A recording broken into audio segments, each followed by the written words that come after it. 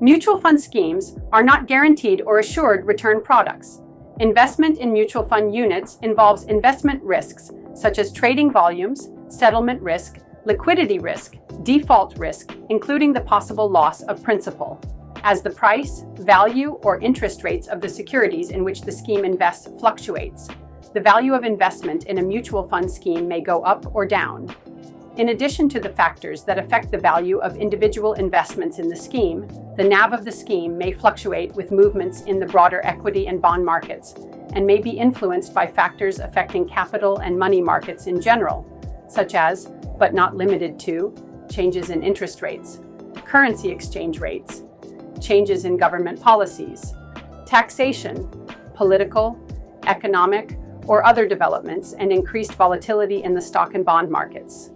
Past performance does not guarantee future performance of any mutual fund scheme. Investments in equity and equity-related instruments involve a degree of risk, and investors should not invest in the equity schemes unless they can afford to take the risk of possible loss of principal. Equity shares and equity-related instruments are volatile and prone to price fluctuations on a daily basis. The liquidity of investments made in the equities may be restricted by trading volumes and settlement periods. Settlement periods may be extended significantly by unforeseen circumstances. While securities that are listed on the stock exchange carry lower liquidity risk, the ability to sell these investments is limited by the overall trading volume on the stock exchanges. The inability of a mutual fund to sell securities held in the portfolio could result in potential losses to the scheme, should there be a subsequent decline in the value of securities held in the scheme portfolio, and may thus lead to the fund incurring losses till the security is finally sold. Price risk due to company or sector-specific event.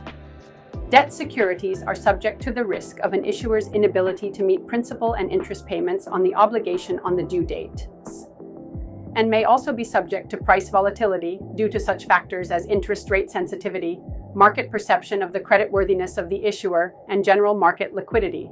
The timing of transactions in debt obligations, which will often depend on the timing of the purchases and redemptions in the scheme, may result in capital appreciation or depreciation because the value of debt obligations generally varies inversely with the prevailing interest rates.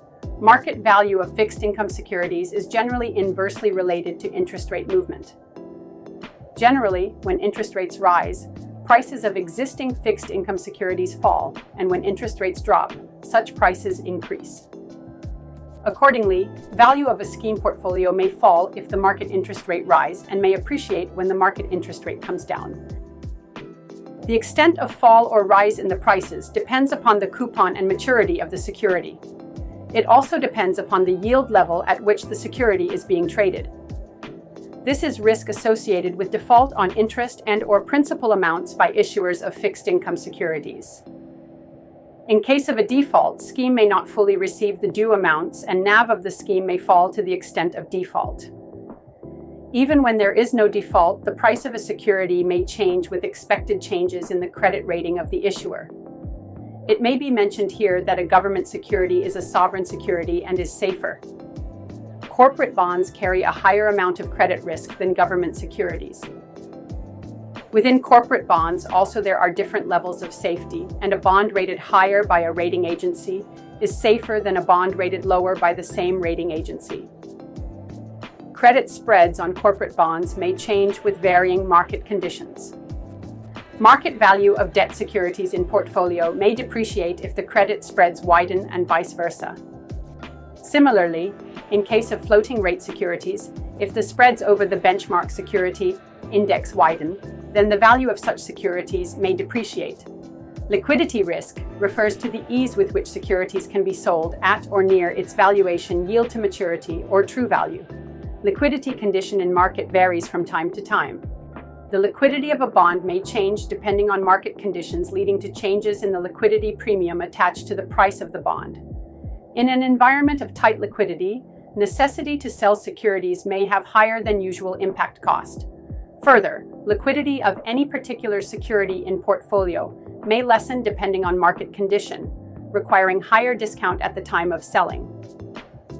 The primary measure of liquidity risk is the spread between the bid price and the offer price quoted by a dealer.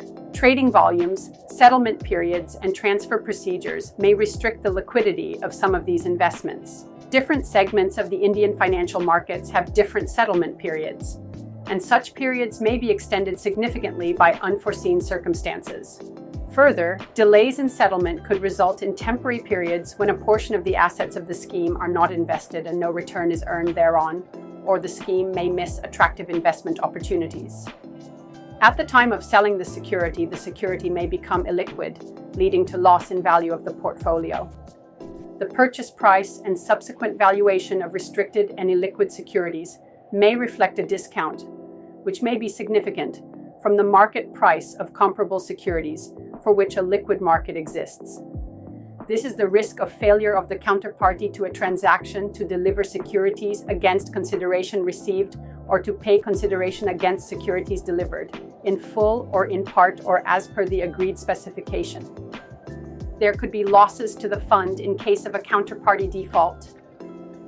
This arises when the borrower pays off the loan sooner than the due date. This may result in a change in the yield and tenor for the mutual fund scheme. When interest rates decline, borrowers tend to pay off high-interest loans with money borrowed at a lower interest rate, which shortens the average maturity of asset-backed securities. However, there is some prepayment risk, even if interest rates rise, such as when an owner pays off a mortgage when the house is sold, or an auto loan is paid off when the car is sold. Since prepayment risk increases when interest rates decline, this also introduces reinvestment risk, which is the risk that the principal may only be reinvested at a lower rate. Investments in fixed income securities carry reinvestment risk, as the interest rates prevailing on the coupon payment or maturity dates may differ from the original coupon of the bond.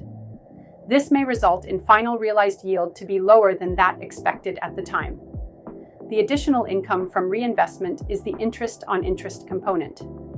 There may be a risk that the rate at which interim cash flows can be reinvested are lower than that originally assumed.